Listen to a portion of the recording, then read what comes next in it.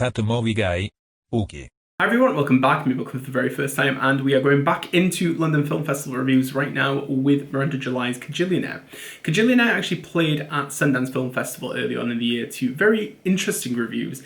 Mostly rave, but also middle ground. So with Sundance, we are used to these quirky indie films coming out, and sometimes they get hyped up a bit too much. And this is having a wider release in the UK right now, and also in America. So you kind of get to see what audiences are thinking, and it's more of the middle.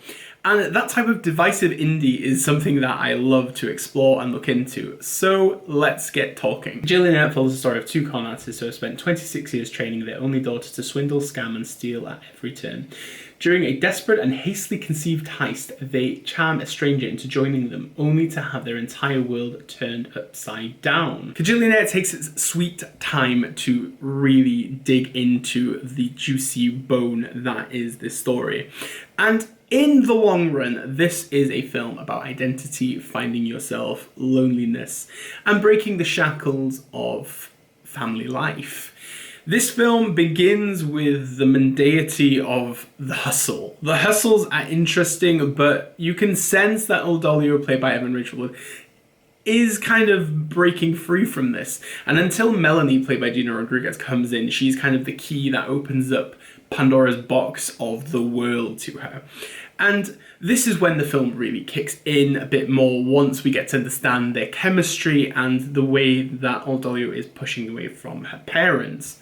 This is a film that we would consider to be quirky, and I will use that loosely, purely for the reason that it feels more of a quirky film within its aesthetic, and not exactly in its execution and narrative, unlike a Jim Hoskins film such as, well, The Greasy Strangler.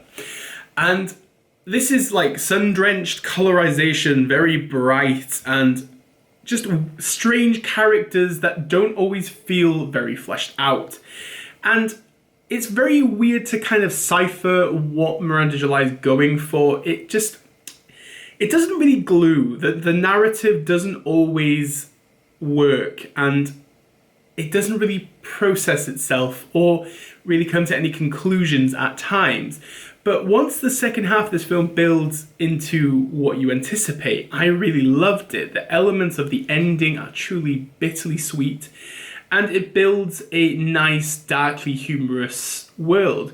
But as I've said, this first hour or so just really needed a bit more bite to it. The striking element of Kajillionaire is Evan Rachel Wood. I loved her performance of this, and it is a very different turn to obviously how she's playing Dolores in Westworld right now. It is a very constricted, a very quiet, a very nuanced performance that builds and builds, and you see this evolution of a character, which is something that we enjoy to see in cinema. We love to see a story arc that kind of goes full circle.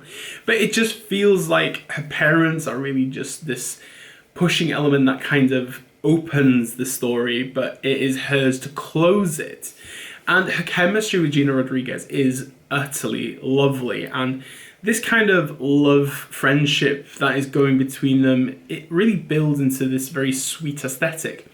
And I really wanted more of this rather than the build-up that we got.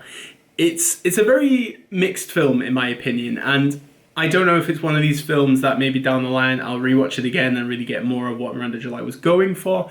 I'm not quite sure. So, have you seen Kajillionaire? Please let me know what you thought about it in the comments section. And if you're actually eagerly awaiting to see it, let me know if there's any Miranda July films I should actually watch, because I've never seen any of the films before. There are more LFF reviews coming, including Never Gonna Snow Again, and also Undina, which is my favourite film of the festival so far, and we're only halfway through it. Keep checking out my letterbox, because all of the films I am watching are down there, and there will be more reviews going out from LFF from here, and also from the website moviemarker.co.uk, which my writers who are helping us right now with the festival are doing a tremendous job, so you should check it out. Links are all in the description. And thank you very much for watching this. Like, share, subscribe, do as you please. And as we normally say on this channel, Diolch, danke, obrigado, merci beaucoup, arigato, dankeschön, bitteschön, all the shuns, and obviously, never change. Bye.